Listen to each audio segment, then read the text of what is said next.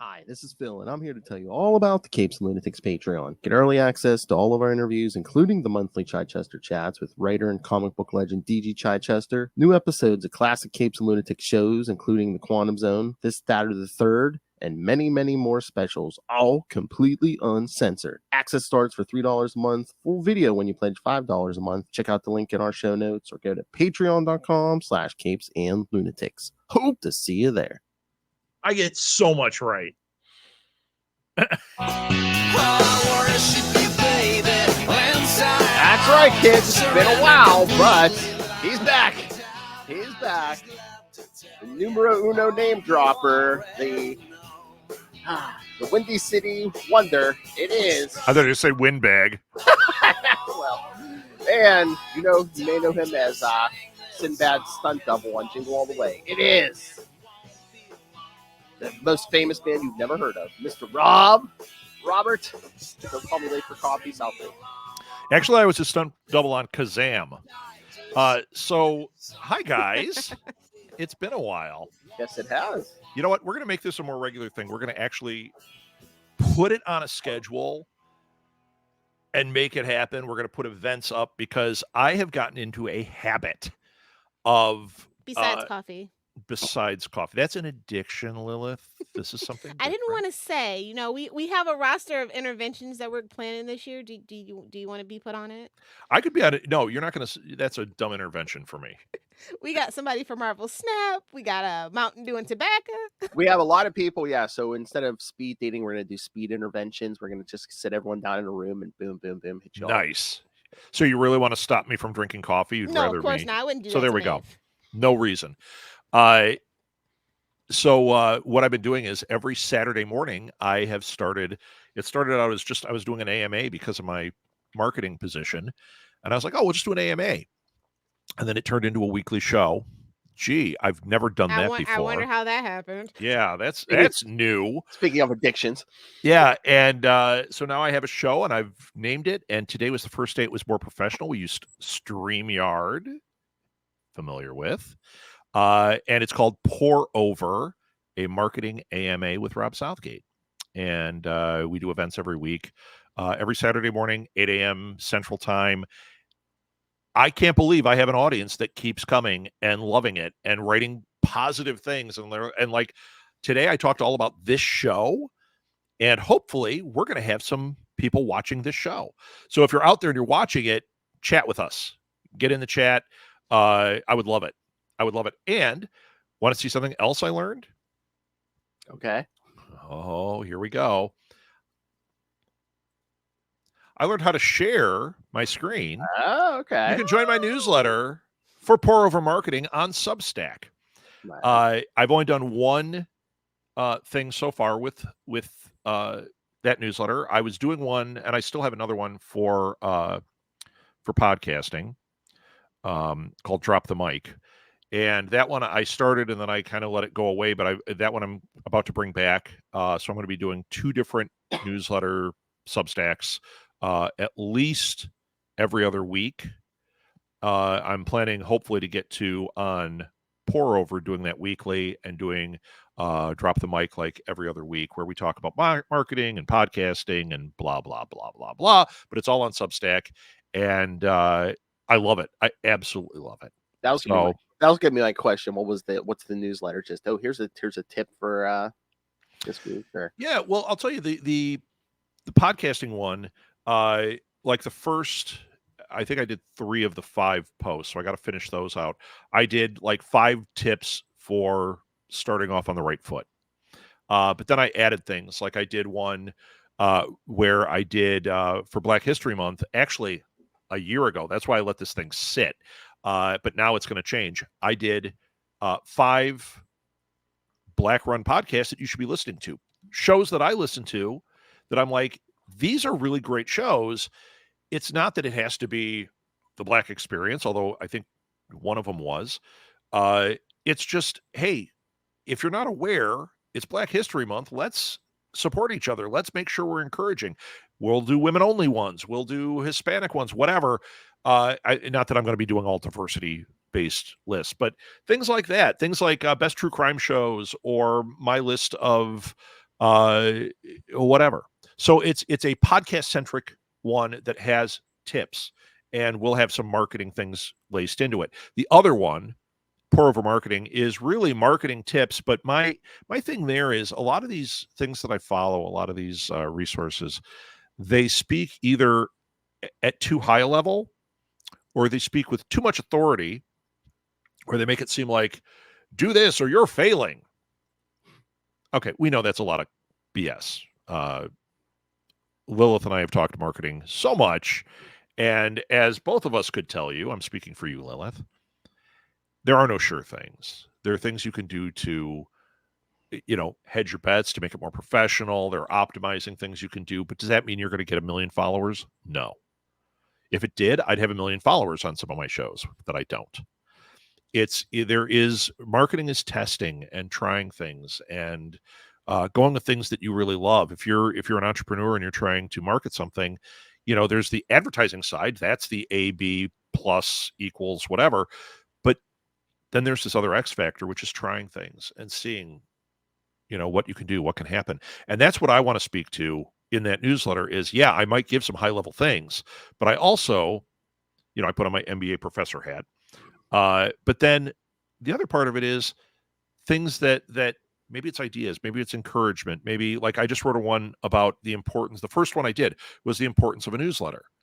And I got really good response because everybody talks about newsletters, but they don't talk about what the actual value of it is, which is gaining email addresses from people that are actually wanting to follow you, that are actually opting in to hear what you have to say, that are saying, you have permission to sell to me. Mm-hmm. That is incredibly valuable. I just on Pour Over, literally 20 minutes ago, I talked all about the power of podcasting and how it's an intimate format and how you're building that trust and building that relationship, whether you actually are. You don't have to sit there and get all involved like I'm going to their funeral because they followed me on the show, but they feel that connection. Why do we have so many people in Southgate Media Group that were fans that became podcasters? Because they felt they knew me. They felt they had that connection, right? Podcasting is incredibly powerful. And for a brand, if you can tap into that, if you can make magic with what you're doing and build that value, bam, you've got the whole thing sewn up. Does that mean you're going to have 1 million followers? No. But what if you have 20 followers to buy everything that you put out there? I'd say that's valuable. Mm-hmm. And then you attract people like Phil. But we're not going to talk about that. You and your deranged proteges, I tell you that. Right. Oh, man, am I sorry. So, third best Southgate. I'm coming off of that other one, and I'm all hyped up on coffee. So let's talk about stuff. I told you he'd be like, oh, well, let's go, kids. Yeah. 5 cups of coffee. And guess what? We're going to do a hard stop at 10. I know you don't believe me. I've been getting good at it. So what questions do we have today? I've been good at shutting my mouth, kids. All right. All right. I know you're probably interested in this, and it goes well with our brand, but I'm sure you saw the announcement this week that we are getting finally got our announcement of a MCU Fantastic Four coming. Yeah, no kidding. What do you think of that cast? I liked it a lot. I'm not familiar with all of them. I mean, Pedro Pascal is, everybody knows Pedro Pascal, yeah. And I think he's going to be great. You don't watch The Bear? No. What is wrong with you, Phil? I'm sorry. It's so good. It's you know what, so good. Phil? I want you to take that protege card and send it back to me. Okay. Yeah. There's the new newsletter you need to send out. Be like, okay, here's the top 10 shows I've watched, this month or this week or whatever. I could do that. Well, actually, This Week in Geek had a newsletter that we built, but we never did anything with. Maybe I'll relaunch that at some point. Give me a break, man. I'm in 500 things right now. Exactly. But The Bear is wonderful. Cousin on The Bear. Cousin. He's playing. Yeah. I never know how to say his name, but he's playing the Thing. He's going to be fabulous. Yeah. Did you? Well, I'm sure you watched this. Phil probably doesn't even know this existed. Did you watch Girls? Yes, of course. I hated him on that show, but he was great. I loved his acting. I hated him. Yeah. Oh, he was the worst.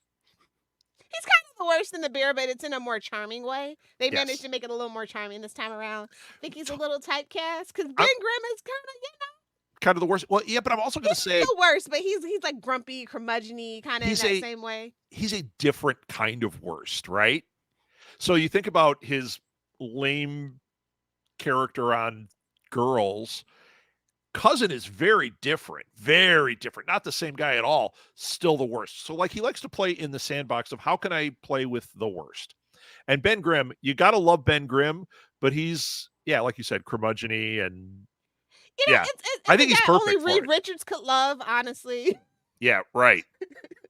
Right. I mean, I think they're trying to take care because I think, didn't they even say he is a Jewish actor and the thing is a Jewish character? So, I mean, it seems like they're trying to. Yeah, trying not to cast outside of that. Yeah, exactly. Oh, we got a comment in the chat, guys. Oh, hey, we have a guest. Yes.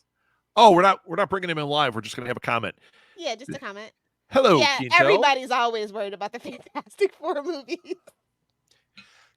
Quinto is an amazing. Quinto is a friend of mine, an amazing artist. You should check out his stuff. Quinto, put your website in the chat so people can check you out. Yes. He does The Last Unicorn, which is just an amazing book. He and his wife Maria do this, and he's excellent. I'm so happy you're here, man.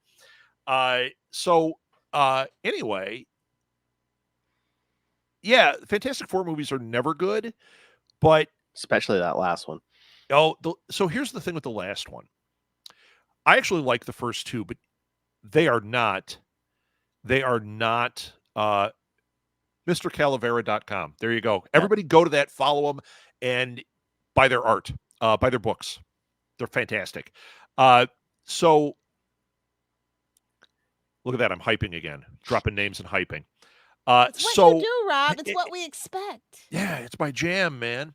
The first two are not good, but they're not as bad as you think. Like when you start, the first one is actually tolerable. I think it still kind of technically holds up, but the second one where they really try to make Jessica Alba lean into they screwed it up. White presenting things, and it blew my mind. I was just like, what the heck is going on here? Yeah. And I think Dr. Doom was miscast. Of course. But he was hot. He was a hot actor, and that's kind of what they do. Yeah, and they had especially that at really the Fox Studios at the time. They really he had to deal with them because of Nip Tuck, and you know how the studio system works. So Yep. They screwed up with Galacticus in that too. It was like, don't make him a cloud. I thought the Reed Richards casting was fantastic, though. I did too. I love him a lot. I also like the Ben Grimm casting. Oh, really? Nicholas, yeah. I did. I like him, but I was also a big fan of the Shield. So yes, I'm watching another FX. Oh my God! System, right, but that one, Jessica Alba from what was that? She did that show on Fox, so it was like real. Yeah, real FXy. He was brilliant on the Shield. I mean, absolutely brilliant. So I probably had the bloom of that when I watched Fantastic Four. A lot of people did. Like I said, the first one I think a lot of people will say, but then the second one goes. Yeah, my name drop here. My buddy Doug Jones playing the Silver Surfer. Which if Ryan Reynolds gets it right, because there's rumors Silver Surfer is going to pop up. Silver Surfer and Galacticus are going to be in Fantastic Four. There was a big rumor that Silver Surfer was going to make a quick little cameo across the sky in Deadpool. You make that Doug Jones. And first of all, I'm buying every bit of memorabilia you've got. And I'm going to the theater to see it because Doug, as the Silver Surfer, there we go. Oh yeah. So yeah, I'm excited. Actually, what'd you guys think of that Deadpool 3 trailer? I liked it. I loved it. I'm apprehensive. Are you? Why? I mean, listen, MCU Disney now? can do a trailer. We all know this. Yes. And I love Ryan. I do, and I'm glad that Hugh has embraced it and everything. The whole Wolverine costume finally. But I don't know. I just don't know right now. See, if they can pull it off, it'll be the best thing ever. But if they fail, I don't think they're going to fail. Terrible. I don't think they're going to fail. I think that when he called himself Marvel Jesus, that was Ryan Reynolds saying, "I did everything to get this right." So if they don't get it right, it's going to be the worst, like absolutely off the charts bad, or it's 100%. You don't call yourself Marvel Jesus unless Well, you believe it's 100%. But like when they were filming and they were under restrictions because of like he was an actor, he was a producer, all these things, they didn't let them ad lib. So unless they're gonna go back in and do a couple of reshoots, I don't know. That's my whole thing about how and when and where they were filming and the restrictions that they were under. Because let's be real, Deadpool 1 and 2 are all Ryan Reynolds ad libs. Right. That's what makes it. He is a fan. He knows that character inside and out. And when actors become restricted because of like studio interference, things can kind of go. And Disney's notorious for it. I also think that in this case, I don't think that's going to be a problem. I really don't. I think they also know that they might be in trouble with some of the Marvel stuff. Well, they know they're in trouble. They don't think. I'm a stockholder. I know. They know they're in trouble. Even though I'm still loving it, they've got to do something. And this is the opportunity. The Fantastic Four is not the opportunity. This is the opportunity. Yeah, and this is coming from a guy who the Fox Marvel universe. When Deadpool first came out, I was very critical. If you listen back to those This Week in Geeks, I was not into it. I'm like, he's breaking the fourth wall. I don't like it.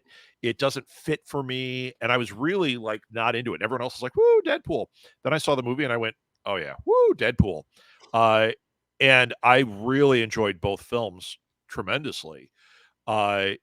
This, I'm not going into it with fanboy eyes. I know it's now Disney, not Fox. I know that his power has shifted a little bit with it. Mm-hmm.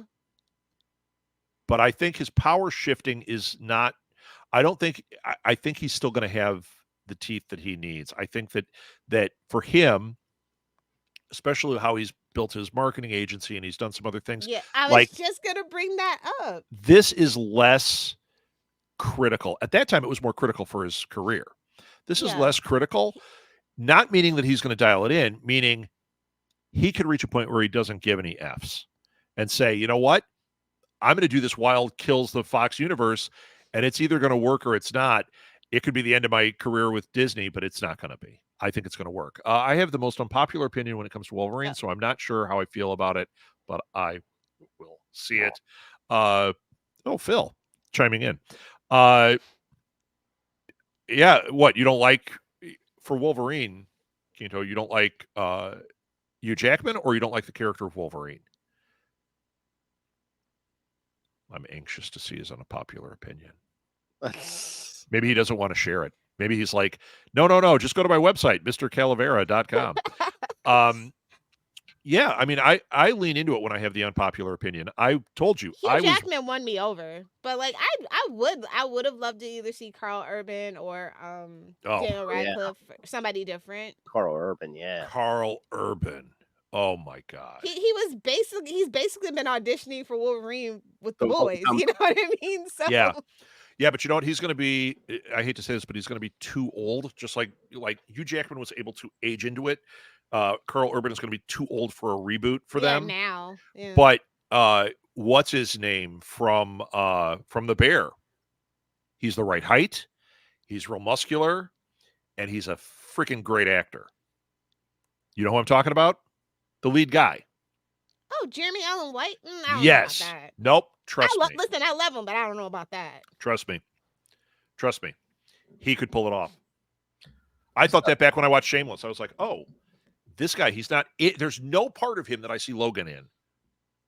Other than physically, I could see that. But then watching him act, he could pull it off. He could make a very interesting Wolverine. Here's the that's unpopular. That's the truth. That's a fact.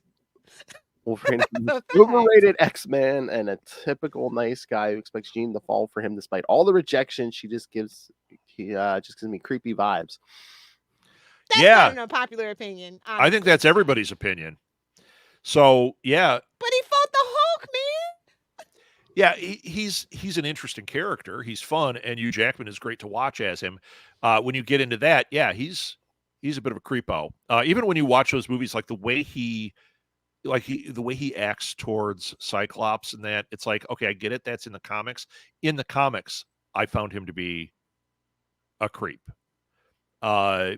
I mean, originally that was his character, but then at some point it's evolved, but it's still at the heart of who the character is. He's definitely overrated, but overrated just means a lot of people like him, you know? Yeah. Well, I mean, when you bring those characters in where they're unkillable, he's a cash grab. Yeah, I mean, again, it's like, sorry, Ray, it's like Batman to a certain extent, where it's like, oh no, this is the character who can always solve every problem and never has that much problem. Can't kill him. He can't. Listen, the short kings need something, okay? Yeah, good point, Jack. Something. Rogue was a teen in the movies. Yes, creepy. Yeah, there's that moment in the first X-Men movie that's where well, it's supposed to be Jubilee, but we won't get into it. Yeah, right. But which is creepy. But in that movie, it's creepy. It's creepy, and he's kind of having a weird vibe there, and then his vibe with Jean Grey, like it's weird. At the same time, but we all know who directed it too, so right. Some things kind of track when you look back in retrospect, Yeah. The signs were there. And again, you need to round out the whole team. That was the problem with those movies. A lot of them, it's just like it's so Wolverine centric. Which is his solo New Class trilogy, to be honest, a little bit more. I'll just be honest. You like what? The New Class trilogy, a little bit more, minus the Mystique stuff. I really hate the Mystique stuff. Yeah, well, it's off the mark, but at the same time, I still like all this stuff. Enough said. We've been going through. We're getting very close to the MCU movies, so we'll be starting on these soon. I'm so sorry. Oh no, it's great. We're loving it. Have I talked about this on here? No. Have I revealed this? I thought you were. I thought you guys said you were working on it. I don't know if you published any. We haven't. We've been recording them. It's Jack, Alil, and I. You did. You did say you were getting the. We went back to the original. We went back to Howard the Duck and started there. Oh, good for you! You did it the right way. And we're having a lot of fun with it. We're at Blade 2, I think. Well, that's the last good movie you'll be watching. But I do not agree, but we are inching our way up here. Yeah, this is coming from somebody who was a DC fangirl. Please, Lilith. Oh, please. DC Comics are better than Marvel. I'm sorry, but the movies, Marvel won. Marvel won with the movies. Marvel won. With the movies. Marvel won. Minus the villains. One of these days, we may have to have another classic debates here. Oh. Is it a debate when I'm right and you're wrong? That's not a debate. That's a conversation. There's a drop. There's a new drop. And actually, I agree. I like DC Comics too. I like to play that I'm all tough about it. I like all this stuff, there's good in all of it. I think that even with the movies, except for you, Justice League, Batman versus Superman, Dawn of the Justice. Sit down, not you. You weren't invited to this party. And even in that, there's like parts that are okay. So I finally watched The Flash. Did I tell you guys this? It's been a while. Finally watched The Flash. Yeah, there's a good part to it. There's a good part to it. Michael Keaton. Yeah, that's. I was gonna say when the credits rolled. What? Yeah, you're right. Michael Keaton was the best part, and even at that, like what they did with it wasn't great. The part that everyone talks about when he's running through time and how great that is, I gotta say, not great. That was stupid. What? Martha, why'd you say that name? Everybody's Martha in the team. Everybody. Or Nora. Oh, yeah, I mean, the whole time travel scenes with the Flash, I mean, those special effects were horrible. Like when you think the effects were way off. But that scene, when you see the things and they're like running, I was like, this doesn't make any sense to me. How is the TV show's budget bigger? And looked better, yeah. Yeah. And a CW TV show looked better than this thing. Everybody was excited for the the Nicolas Cage Superman moment. Oh, did you hear the interview he did about? Yeah, he was mad. Yeah, that's garbage. And listen, Nicolas Cage allegedly is not hard to bamboozle. Well, but at the same time, that wasn't what we were after. That was not what we were after. And The movie, like, I didn't feel any emotional connection. I mean, this is like his mom dying, all that stuff. This should be very emotional. The only time I felt any excitement, any emotion is when the first time Keaton swoops down in that Batman Me too. suit fighting the Russians or whatever. That's I was like, oh, this is what I'm here for. It They really, gypped us of the Batman Beyond movie trilogy. I'm just Yeah, they should. I agree with that too. the way they treated Keaton too. Yeah, he'll never come back to them. Yeah. Like, Well, yeah, everything was so especially up when in the they- air. He literally did it as a favor. They blew Everybody their- pretty they much blew knows their that. shot. And I mean, They did. I mean, especially with what happened with Batwoman or whatever that one Batgirl, was. yeah. Batgirl. He filmed a ton in that, and they just threw it away. they It's literally like, I was talking about this last night. They literally destroyed the footage, allegedly. yeah, I don't believe Allegedly. they destroyed it. No, I do. I think they're that spiteful. it's The like, why guy that not put- runs the why not WB put it over out? there, he's Why not- spiteful like that. Why not put it out? Even if you don't want to do a theatrical release, why not 'Cause just it's drop taxes it and on it's- Max? We all know why. You know the guy who runs the WB at the moment. No, it's sitting Yeah. on a hard drive. There is no way, because that's something that 20 years from now, 30 years from now, they can dip into, and they could release it on whatever format the thing is and make a ton of money just because people are like, I got to see this crazy shit. It's lost. They just can't media. put it out it's in now. the wind. Yeah, it's like with the Coyote versus Acme, and they're like they're Oh God. and they say they're going to just blow it up, and no, they're not going to just blow it up. It'll sit on a hard drive. I knew they weren't going to do that because it's a whole thing about the animation thing. I was like, no. They were trying to create buzz on that one. Yeah. Yeah, I'm also surprised that they didn't pull the plug on Ezra. Oh, yeah, we We kept saying it. We're like, I can't believe this movie's coming out. Yeah, we kept Yeah. saying when the movie was coming out, we're like, you're not going to Are release you crazy? You're not going to release Batgirl, but you're going to release this with all Right. the stuff Ezra's up to. And they tried to make it seem like as it was coming out, it all got shuffled. You weren't hearing about it. You Guess know what? what they could People have done? remember. Not release it and put Aquaman 2 out. Just Ugh. saying. Ugh. And then just ended that universe earlier because there was no need to drag it out. Yeah, no need. Oh yeah, Or someone. Blue Beetle, meanwhile, has to suffer the backlash of coming after the Flash and stuff. It was just Yeah, but Blue Beetle, supposedly that's going to stay in James No, it's Gunn's universe. Are you sure? I thought James Gunn just said, He made the call, on that, but Lil's like, no, he's just saying that. I James don't Gunn know. doesn't know what he wants to do yet. I don't No, know. I know. why he He's keeps still talking. figuring it out. I don't know why he keeps talking. You got to zip it till you actually know. Yeah, but is he the one doing the talking? He is. And again, Blue Beetle. I mean, it's probably the best DC thing from last year. It's just, can you build? No, I'll say it. Can you- Aquaman 2 was the best thing, unfortunately, from last year. I don't know. Wait, you saw Aquaman 2? Oh yeah. Yeah. You're the 2. Okay. Yeah. Yeah. Well, we podcast, so we have to. Yeah. Oh yeah, I forgot. I didn't see it. The first one I watched on a plane, and I actually really enjoyed it.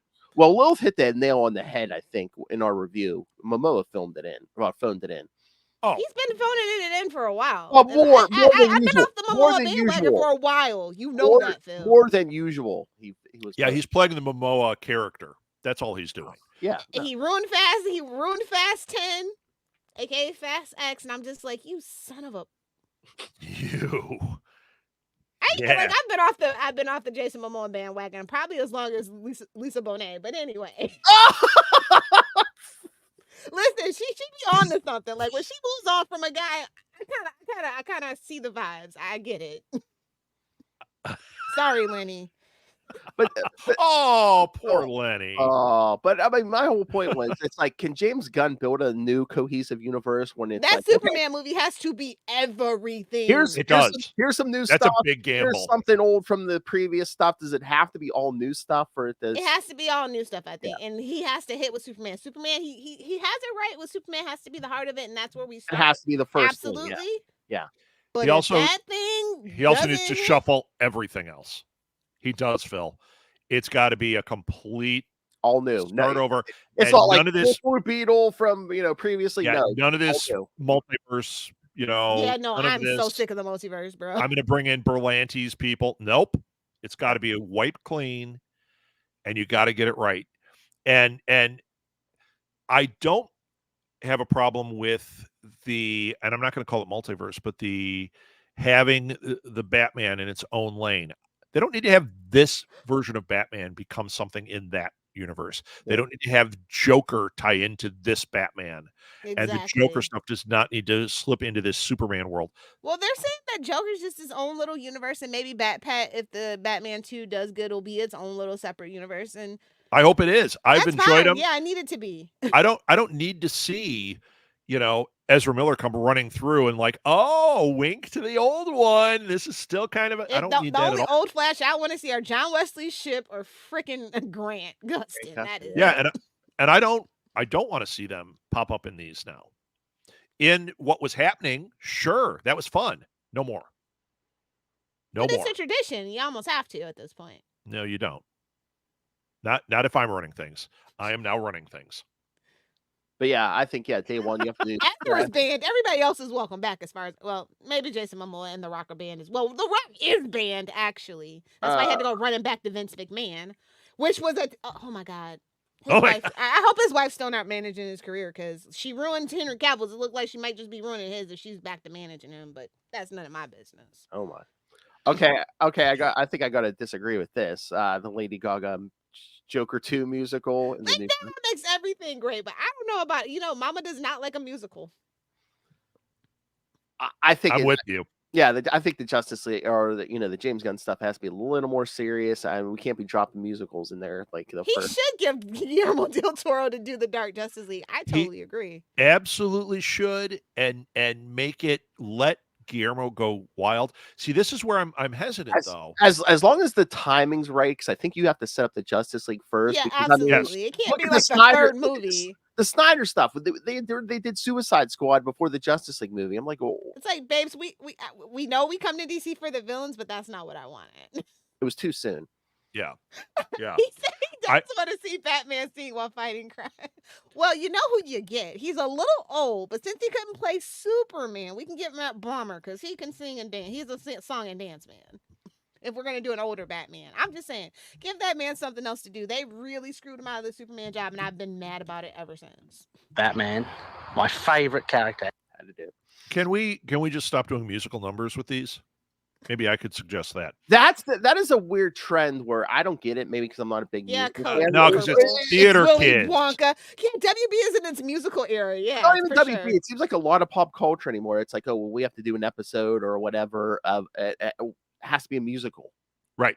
Does every franchise need? Blame Joss Whedon, bro. I do. Yeah, for everything.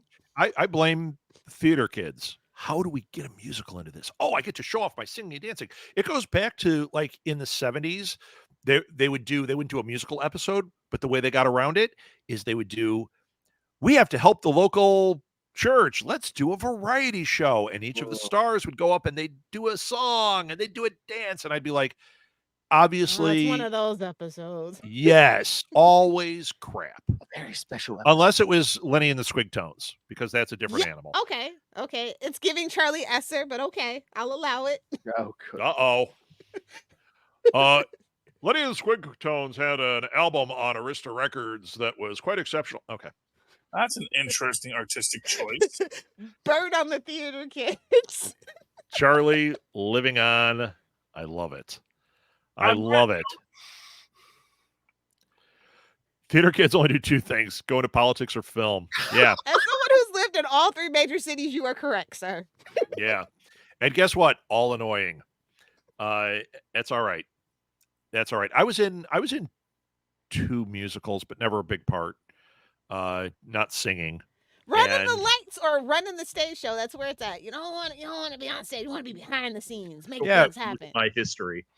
When you hit a good one, they can be really engaging and fun. But when you think about the number of musicals that I've found like really like worth my time as a musical, the percentages are not good.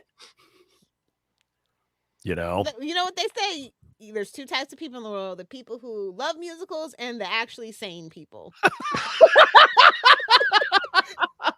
Oh, sorry, Quito, because I have a feeling you love them. I mean, I think there's a place for them, but I don't think every pop culture franchise needs a musical. No. Listen, if they can all be Grease, I would be happy, but they can't all be Grease. No, thank you. Grease 2 specifically. Well, okay. Whoa. Only if Michelle Pfeiffer is there. Exactly. Oh yeah. Her singing Cool Writer. Come Hey, on, that's still the best. Hey, okay, But Jack. is that the Okay, best? okay, Jack. Settle No, down. I don't mean that way. Do you think that it was the best because it was great seeing her sing, or great because Michelle Pfeiffer doing this was so surreal, and the whole thing is just so weird? That's what made it great. That's exactly what makes it great, actually. Yeah. Now, if we want to talk musicals, I dare say the South Park movie might be the best musical that's been made. The music's fantastic. It moves the story. It makes Book sense of Mormon in the story. too, you know? Which Matt one? and Trey have a way. Yeah, that's true. That's true. And you know what? Then we got to go backwards. And, there are old musicals I like. Like Wicked. Wicked is actually really good too. It's one of the only ones I like. Wicked and Rent, pretty much. Wicked is good. I'm sorry. Isn't there a Back to the Future one now? Oh my God, the Heathers one sucks and the Mean Girls one sucks. I was so disappointed. Yeah. And I mean the actual stage show. I was just like, nah, and then they turn them into movies. And it's like, no, just do a pro shoot. That's actually what the theater kids want. They don't want new actors playing those people. They want a pro shoot. Give them a pro shoot. Yeah, and keep it on, sell it on DVD on the website. Like, keep it out of the theater. like, okay, we saw Hamilton. Hamilton, fantastic. There we go. Like Hamilton. I enjoyed it. We talk. Then it goes to older ones. I did. So you could make an argument that the first Charlie and the Chocolate Factory, it gets labeled as a musical, but it's kind of not. It's kind of got songs. Yeah. That one's fantastic. Right? Because it's not trying to be. Right. Singing in the Rain is a perfect musical.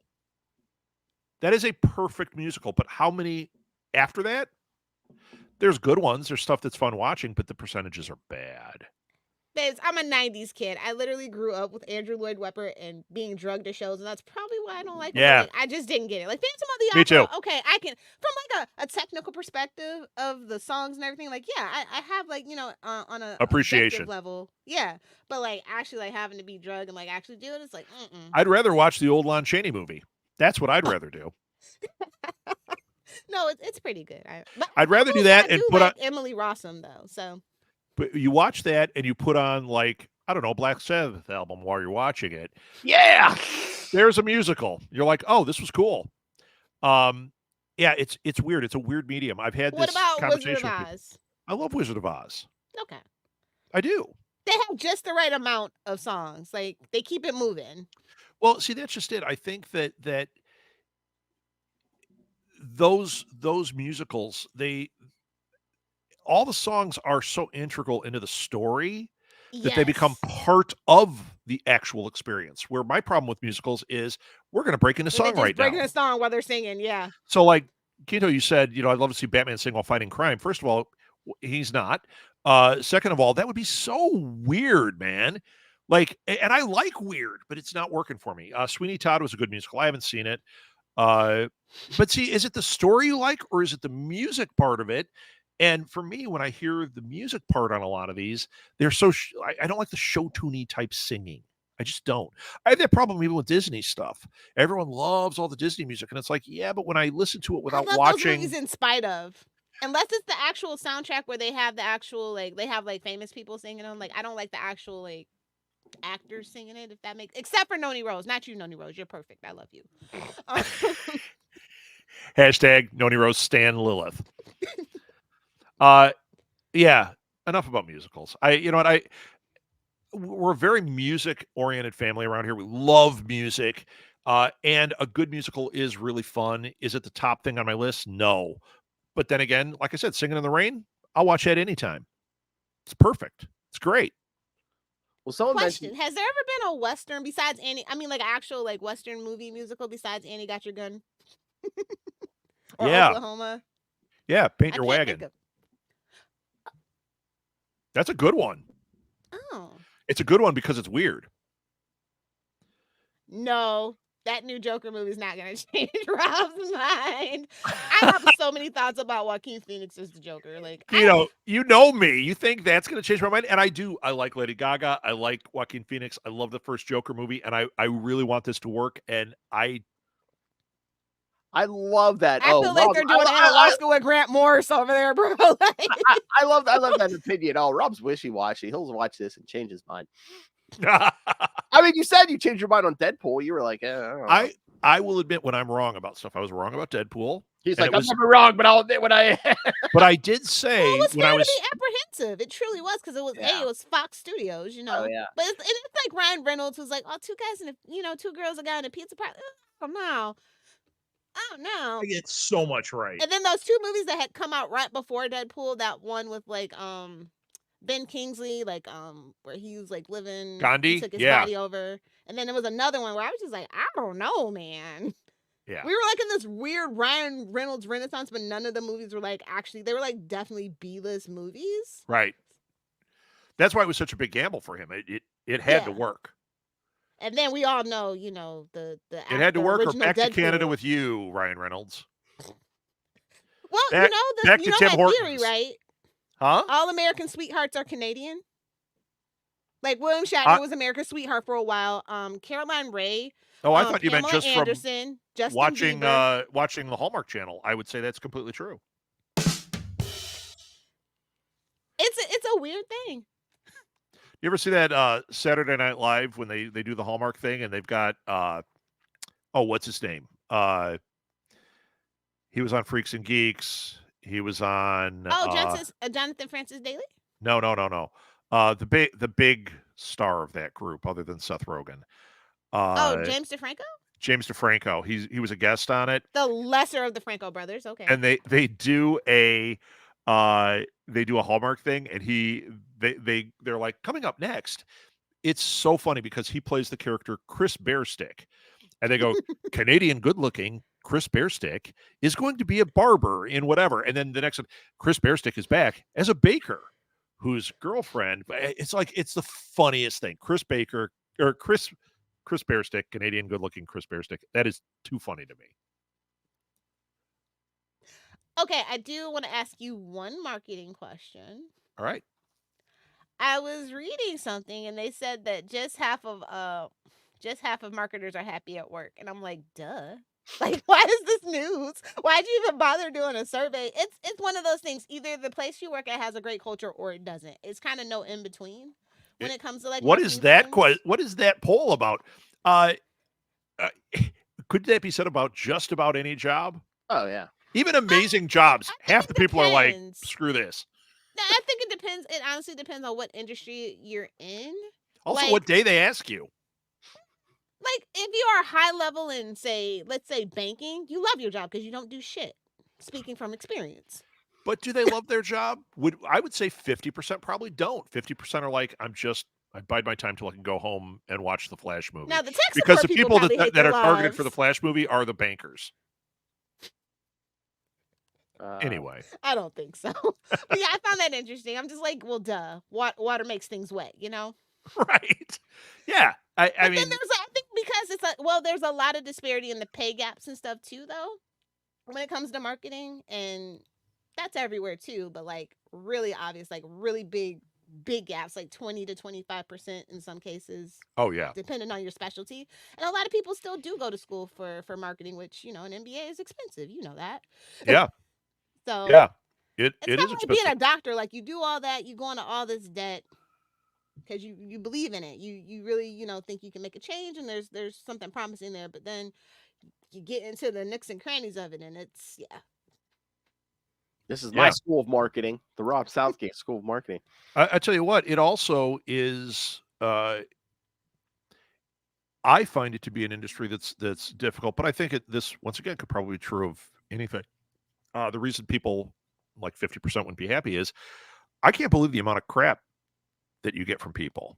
That everybody's an expert, everybody knows better, and everyone kind of treats you like secondary. And then, like when you watch TV shows, if they bring up somebody who's a marketing person, it's always like, oh, well, they're the devil because they just sell us stuff we don't need. And it's like, what are you talking about? Marketing is not way more than that. Yeah. Yeah, and the other part of it, and this is what I don't like. I mean, I don't like how everybody's an expert and acts like they are, and you're like, come on, just be honest. We're all just trying to figure things out every minute of the day. It's Well, they want to. Well, no, it's offense, shifting Rob. sand. They want to sell you a course, you know. Right. But it's shifting sand. No, not just that. I have people like I'm helping somebody, and then all of a sudden they hear one thing, and they're the expert. This is going to work, and you're an idiot. And it's like, well, no. I'm going to tell you to try it. I'm going to tell you to try 5 different things, and if one of them works, great. If none of them work, I wasn't an idiot. It's just how it is. And that can be something that makes people really upset. In my course that I teach, in my college course for digital marketing, I do this thing. They take a simulation where it's 10 rounds, and they have a marketing director that says, we're trying to sell these handbags. Here's your marketing budget, and we want you to do a mix of, we for sure want you to have Facebook ads and be on podcasts, and then whatever else for the budget you can spend however you want. And they have to try these things out. And I know other professors that do this, and they grade you by what your score is. And I don't. Do it. Try something different. If you fail, you still get all the points. And the reason I do that is that's how marketing works. You fail enough, you get fired, right? Yes. Unless you're a good talker and you can say, look, we're going to fail a lot until we don't. And when you hit it, you're going to hit that home run, and you were worth every penny as long as you're trying different things. And that's a part that is really, I think, where people get upset too, because they feel like I could lose my job at any second. I'm always wrong, or the pressure of I have to hit a home run. And I don't agree with any of that. You know, I think you have to keep trying things. It's just if you stop trying and you're like, I'm going to just sit on my butt, that doesn't work. And you also have to know your lane. Marketing, you've got the people that are the people that come up with copy. You've got the people that are artists. You've got people that literally just look at analytics. They're all marketers. They're all different aspects of it. Get in your right lane, and people that hire a marketer should understand whose lane is what lane, and don't worry about it. If you know what, my imagery is not great. I don't have an art degree. It's good. Sometimes it's really good, and sometimes it's not good at all. Don't come at me. You can tell me, hey, we need better artwork. Great. Let's get somebody on it, or I'll try something else. But it's not always this all or nothing, and you're a piece of crap if you didn't hit it out of the park. And that's where I think there's a pressure in marketing. People feel that way, you know? And we get called the devil a lot, which is ridiculous. Well, you know. Unless you're a podcaster, you're the devil. Oh. Even some podcasters, but we won't name names, but something. Wait, I've got something caught in my throat. Phil Parrish. No, I'm kidding. Something Blue Chew. If I was the devil, I'd be more successful. According to Cat Williams. Oh, God. Are you quoting Cat Williams? Can and will. I remember I was working in a video store, and the first time I encountered Cat Williams, we got this catalog from some little video company. We didn't sell video like DVDs or anything. We were selling equipment, but we would get these catalogs. I think they were hoping that we'd put them on in the store, put their things on, or lay them around so people would be like, "Ooh, look, DVDs." And one of them had all these Cat Williams specials. I had never heard of Cat Williams, and I remember like looking at this, going like the way they hyped it up, it was like the greatest comedian of our generation, and all this. I'm like, I've never even heard of this guy. Of course, now I've heard of him. And of course, I've seen him on stuff, and I'm like, yeah, he's funny. He's not the devil. But it was so funny because my first interaction with Cat Williams was whatever his marketing people, he's the greatest thing. And I'm like, well, we kind of skipped over a lot of funny comedians. Oh, and by the way, comedians and musicals are two things I don't love. You don't love comedians? No. And I was an improviser, and I don't like improvisers either. Oh, okay. Fair enough. I think comedians are like, well, it's changed just because the culture of everything. But like, I used to be big into going to comedy shows a lot. I think I did, but then again, much like OnlyFans, I like that farm to table interaction. Like, I like to know that because at the end of the day, at the end of the night, they're getting cashed out, and they're moving on to their next city, doing their next little bit, and like, you know. Well, good news for you. Emo Phillips has an OnlyFans. Brought to you, Third Best Southgate, brought to you by Emo Phillips on OnlyFans. Boy, that's a deep cut joke that like 3 people are going to be like, ew, haha, gross. You know what? I like the same thing. I like the spontaneity of like improv, but then I don't really like the shows. I don't really like I just don't really like it. I don't love know. when a heckler gets heckled back. I love it all. I don't care about any of that. I really don't. I like stories about them. So, like, Marvelous Miss Maisel, loved it. Yeah, You no, know? that's a great show. Punchline, loved watching it. Do I want to be in a room with any of them? No. I don't know. I like the energy of a comedy club, man. Yeah, I mean, there's an energy, just like improv shows. There could be a really great energy, but and like I said, I did it. I did it for a long time, and then all of a sudden, I'm like, I've got like no. He's old and Interest. curmudgeon-y. It's okay. Rob's like, no one has reached the heights of Carrot Talk. No, it's Gallagher, first of all. How dare you? Yeah. Gallagher, yeah, I make Gallagher jokes all the time. About like, you know, you're at this thing. I'll be like, oh, it's like a Gallagher show. Get out your poncho. Yeah. The watermelons on this. Shout out to the people who sat in the front, like Yeah. paid extra for that. Oh Really. yeah, who pays extra for that? I got sprayed with watermelon. You know what? Give me $5 and I will spray watermelon all over you 3 times a day. Not in the face. Yeah, those seeds hurt. Oh, jeez. And I also want to bring up something Jack said in the thread that we skipped over. Wait. If Cat's live action is placed in the DC universe, a new twist on Catwoman, Well, it would be Taylor Swift. Suddenly I'm eating all my words. No, I'm not. Although I am going to watch that at some point. No. People lost. Listen, just watch the reviews on YouTube. Everybody went into a descent of madness and literally like stopped posting for 3 months after they reviewed Cats. Yeah, I don't want to review it. Ideas. We didn't see them for like a year because of that movie. I could not sit through the trailer. I was like, oh my God. And James Corden like brought up rage in me. Like that was what threw me. I'm like, Idris, what do they have on you?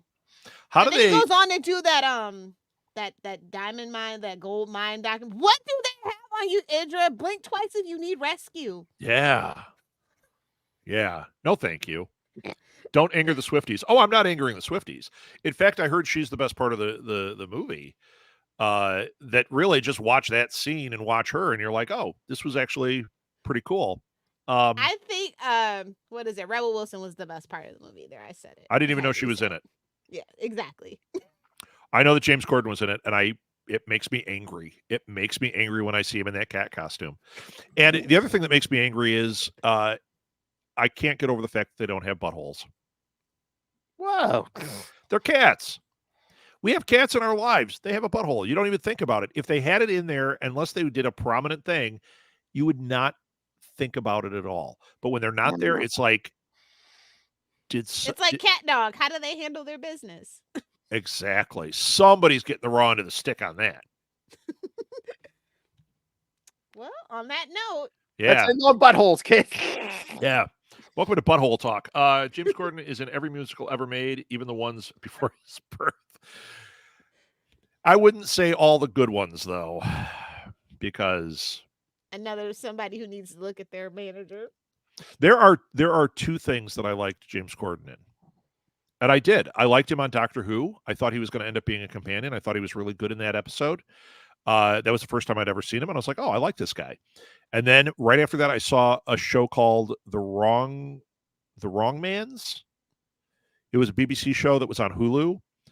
I really liked him on that show. And then we're done.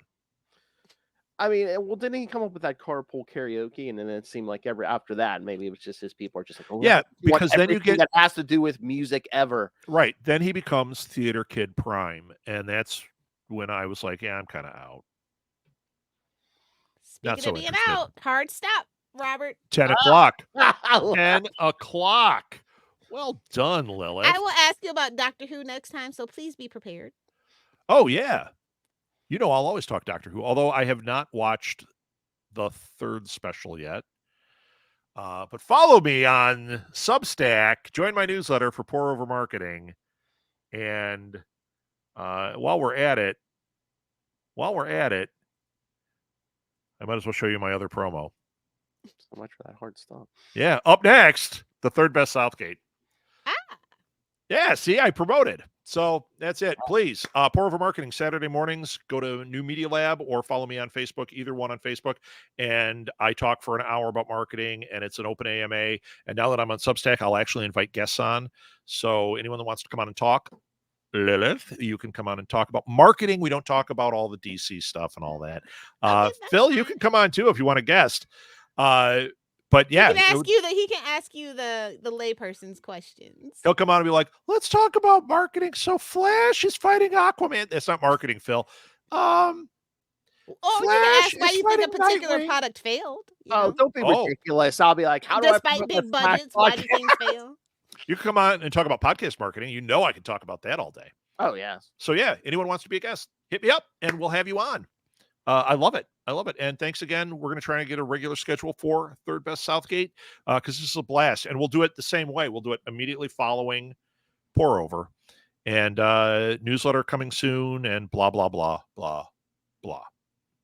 Yes, and send us your topics for anything you want to hear this man talk about.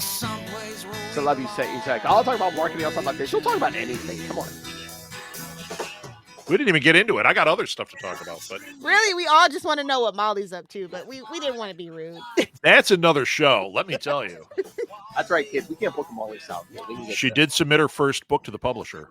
Oh, nice. Oh, let us know when it drops. Yeah, she's Oh, you know me. I'll never say a word about it. yeah, she's too high level for us. Yes, that's why we have the third best Southgate kid. That's right. Well, we didn't include the cats for his sake. Yeah, we Maybe- get the Southgate who talks about cats' buttholes. Maybe on the next episode, I'll explain the pictures behind me. Oh, Ooh, cliffhanger. cliffhanger. Stay tuned. Stay tuned.